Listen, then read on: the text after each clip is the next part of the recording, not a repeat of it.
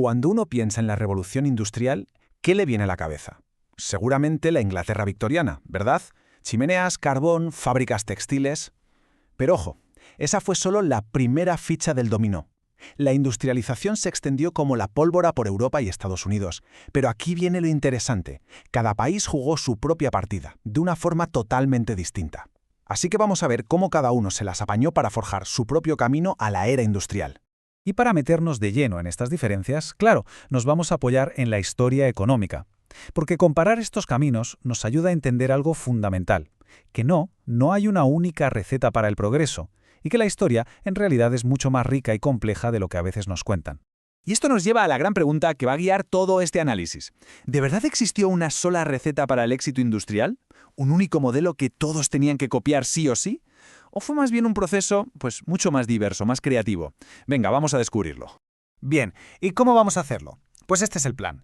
Primero veremos qué significaba eso de competir contra el pionero, contra Gran Bretaña.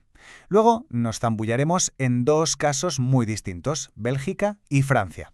Después analizaremos a los dos gigantes que cambiaron las reglas del juego, a Alemania y Estados Unidos. Y para terminar, sacaremos las conclusiones más importantes de todo esto. A ver, a principios del siglo XIX, Europa era de todo menos un continente dormido. Aquello era un auténtico hervidero. Sí, Gran Bretaña llevaba la delantera, era la que marcaba el paso, pero el resto no estaba precisamente de brazos cruzados. Tenían sus propias industrias, mercados que no paraban de crecer, más población. La pregunta del millón para todos era, vale, ¿y nosotros cómo alcanzamos al líder? Y aquí vemos dos maneras de jugar la partida muy diferentes. Por un lado, Gran Bretaña. Como fue la primera, tuvo que abrir camino sola, a ciegas, y con un Estado que, la verdad, intervenía más bien poco. Pero los países del continente tenían un as en la manga, no necesitaban inventar la rueda. Podían copiar, adaptar la tecnología, aprender de los errores británicos. Esto es lo que el economista Alexander Gersenkron llamó las ventajas del atraso. Y una diferencia clave, desde luego, fue que sus gobiernos se metieron mucho más para pisar el acelerador. Venga, vamos con nuestro primer cara a cara, Bélgica y Francia. Vecinos sí, pero con ideas casi opuestas sobre cómo hacer las cosas. Mientras que uno se convirtió en el alumno perfecto del modelo británico, el otro decidió ir por libre, a su propio ritmo. Lo de Bélgica es que parecía que tenía la mano ganadora desde el principio. Tenía carbón y hierro a patadas, una ubicación estratégica de libro y una tradición industrial que ya venía de lejos. Pero lo importante fue cómo jugó sus cartas. El Estado se puso las pilas y construyó una red de ferrocarriles brutal. Y su sistema bancario fue una auténtica revolución. Crearon el primer banco de inversión del mundo solo para financiar la industria. Vamos, que copiaron y mejoraron la tecnología británica a una velocidad de vértigo. Francia, en cambio, es la otra cara de la moneda. Su proceso fue lento, gradual, sin un gran boom industrial. Allí pasó algo muy curioso. Las fábricas, enormes y modernas, convivían con miles y miles de pequeños talleres artesanales de toda la vida. Y como no tenían tanto carbón, pues dependieron muchísimo más de la energía de los ríos que del vapor. Así que lo suyo fue menos una revolución y más una evolución industrial. Bueno, pues dejamos atrás a los primeros imitadores para conocer a uno de los nuevos titanes. Si Bélgica fue el imitador perfecto y Francia fue, la original, Alemania fue sin ninguna duda la encarnación del poder organizado. Su ascenso industrial no fue para nada una casualidad, sino el resultado de un plan metódico y, la verdad, tremendamente eficaz. La estrategia alemana fue como una sinfonía perfectamente orquestada. Primero, unificaron su mercado interior con el famoso Zollverein, la unión aduanera de sus estados. Luego apostaron a muerta por el ferrocarril, lo que creó una demanda bestial de acero. Crearon un sistema bancario único, la banca mixta, para financiar a las grandes empresas a largo plazo. Y sobre todo, la joya de la corona, la clave de su éxito, invirtieron como nadie en educación técnica y científica. El resultado de esta receta, pues espectacular. Alemania pasó a dominar los sectores más punteros de la segunda mitad del siglo. Mientras los británicos seguían siendo los reyes del textil, los alemanes se convirtieron en los líderes mundiales del acero, la química y la electricidad. Eran industrias que necesitaban ciencia, que necesitaban ingenieros de primera. Y ahí su inversión en educación marcó toda la diferencia.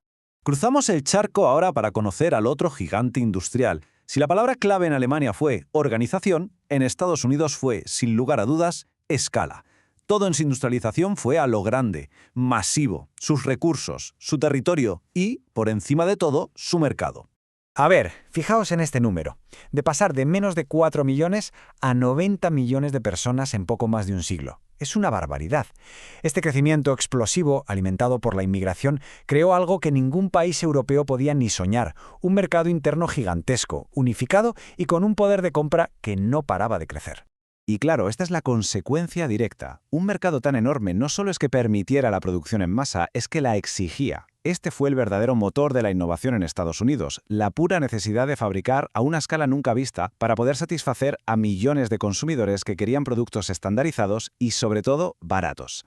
Así que, si juntamos todas las piezas, el liderazgo de Estados Unidos se construyó sobre un cóctel imbatible, recursos naturales casi infinitos, un mercado interno gigante que premiaba producir a lo bestia, una innovación constante y, por si fuera poco, un gobierno que protegía su industria con aranceles. Para 1914, la partida ya estaba ganada. Eran la primera potencia industrial del planeta. Bueno, hemos viajado por 4 países y hemos visto 4 historias de éxito muy diferentes. ¿Qué podemos aprender de todo este mosaico de caminos hacia la era industrial? Pues mirad, esta tabla lo resume todo a la perfección. Vemos cómo en Bélgica y Alemania, tanto el Estado como la banca fueron absolutamente clave. En Francia su papel fue mucho más discreto, lo que llevó a un proceso más gradual. Y en Estados Unidos el gobierno protegió el mercado, sí, pero el verdadero motor fue su tamaño descomunal. Cada país adaptó las reglas del juego a sus propias circunstancias. Al final, la gran lección es esta. La historia nos enseña que no hay un único camino hacia el éxito. El modelo británico fue el que abrió la veda, pero desde luego no fue la única opción. Cada nación que triunfó lo hizo a su manera, creando su propia mezcla de imitación, de adaptación y de innovación. Y todo esto nos lleva a una última pregunta, una que conecta directamente este pasado con nuestro presente. Si la historia nos demuestra que hubo múltiples caminos para llegar al éxito industrial, ¿qué sentido tiene que hoy en día sigamos buscando una única fórmula mágica para el desarrollo económico? Quizás la respuesta esté en mirar un poco más al pasado.